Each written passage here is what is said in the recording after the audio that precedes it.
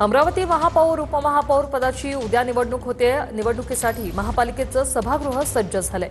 भाजपकडून महापौर पदासाठी उमेदवार घोषित होणार आहे। युवा स्वाभिमानकडून उपमहापौर पदासाठी उमेदवार घोषित केला जाणार आहे। याचा आढावा घेतला आमच्या प्रतिनिधींनी, पाहूया।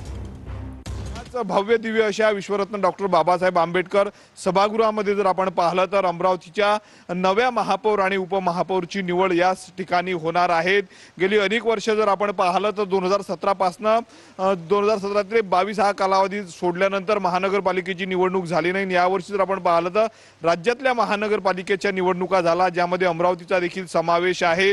उद्या जर आपण पाहिलं तर याच सभागृहामध्ये महायुतीचा महापौर आणि उपमहापौर जो आहे तो निवडला जाणार आहे। संपूर्ण तयारी जी आहे ती झालेली आहे। त्यामुळे अवघे काही तास शिल्लक राहिलेले आहेत अमरावतीचा महापौर आणि उपमहापौर पदाच्या निवडणुकीला।